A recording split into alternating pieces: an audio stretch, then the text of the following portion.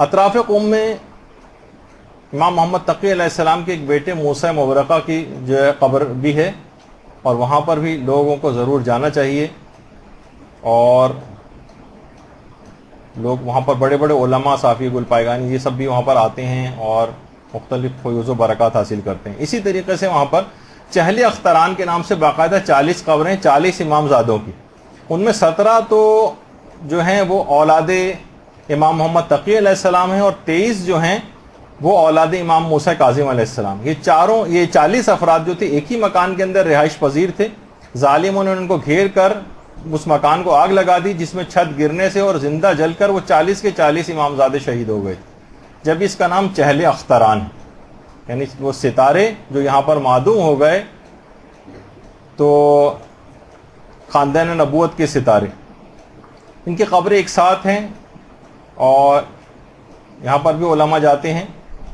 البتہ یہ بات اس چہل دختران کے نام سے مشہور ہو گیا، جس کا اصل نام ہے چہل اختران۔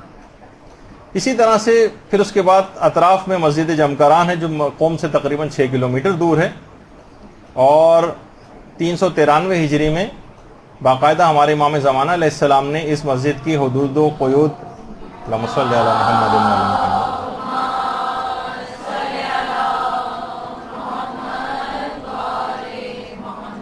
متعین کی تھی، اور بہار الانوار کے اندر بھی روایت موجود ہے، نجم الثاقب کے اندر ہے، اس وقت پڑھنے کا ٹائم نہیں ہے، لیکن اس کے اندر کوئی جا کر دیکھ سکتا ہے۔ اس مسجد جمکران میں 2 رکعت نماز پڑھنے کا ثواب خود امام زمانہ نے بتایا، وہ یہ کہ ایسا ہی ہے جیسے کوئی خانہ کعبہ میں نماز پڑھے۔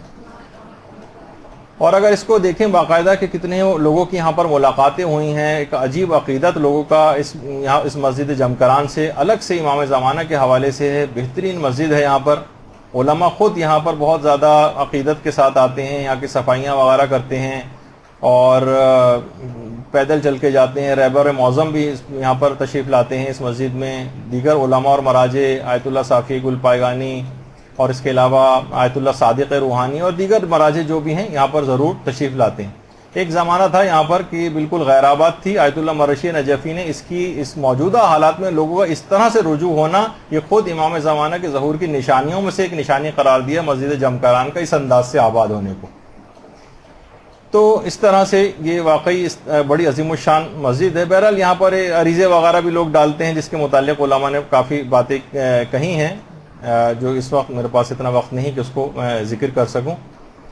البتہ آیت اللہ صافی گل پائگانی فرماتے کہ امام زمانہ کا مسجد جمکران سے منسوب ہونا قطعی اور یقینی،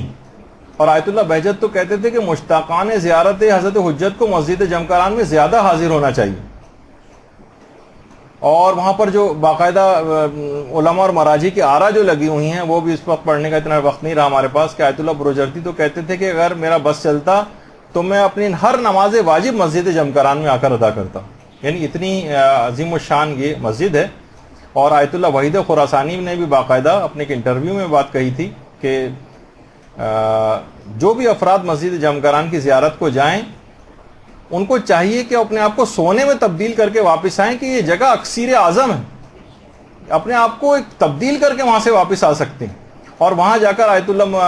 وحید خراسانی فرماتے ہیں کہ وہاں تلاوت قرآن کر کے امام زمانہ کو ضرور ہدیہ کرنا چاہیے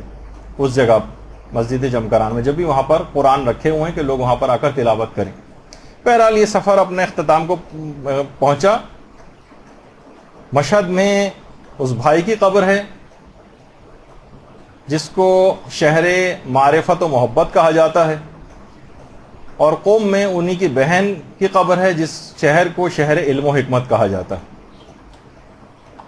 اور خدا سے بار بار دعا کرنی چاہیے کہ پروردگار ان زیارتوں پہ بار بار آنے کی توفیق عطا فرما۔ آیت اللہ وحید خراسانی کے حوالے سے یہ بات سننے میں آئی ہے، کتاب میں تو میں نے نہیں پڑھی، کہ ایک عالم دین کا خواب انہوں نے نقل کیا ہے کہ ان عالم دین نے کہا کہ میری حسرت ایک یہ رہ گئی، جو کہ میری خواہش ہے کہ کاش میں مشہد میں زیادہ سے زیادہ امام رضا کی زیارت اور زیادہ کرتا، کیونکہ میں نے جتنی بار بھی امام رضا کی زیارت کی ہے، امام رضا اتنی ہی بار میری قبر میں آئے ہیں، اور جتنی دفعہ آئے ہیں میری قبر نورانی سے نورانی تر ہوتی چلی گئی، کاش میں مزید زیارت بھی کر سکتا۔ تو بہرحال جو پیغامات زیارت ہیں وہ دماغ میں رکھنا چاہیے کہ انسان یہاں سے تبدیل ہو کر واپس جائے. وہ پورے علماء اور عرفاء جو ہیں یہاں سے صرف ان کی تعریفیں سننا کام نہیں بلکہ یہاں سے کچھ حاصل بھی کر جائے وہ, اور صرف جسمانی شفا نہیں بلکہ روحانی شفا لے کر جائے. گناہوں سے اپنے آپ کو پیچھے چھوڑانے کی دعا ضرور کرنی چاہیے. علم حاصل کرنے کیونکہ جگہ علم حاصل کرنے کے مراکز ہیں, علم حاصل کرنے کی دعا کر کے پھر یہاں پر عملی جامہ اس کو پہنانا چاہیے. اور جگہ جگہ ان مقدس ہستیوں کے جہاں جہاں قدم گئے ہیں وہاں ظاہر جاتا ہے, جسمانی طور پر اپنے آپ کو پہنچاتا ہے, لیکن کاش روحانی طور پر بھی ان کے نقش قدم پہ چلنے کی وہاں سے مصمم ارادہ اور دعا کر کے واپس آئے. برحمتک یا ارحم الراحمین وصلی اللہ علی محمد وآلہ الطاہرین.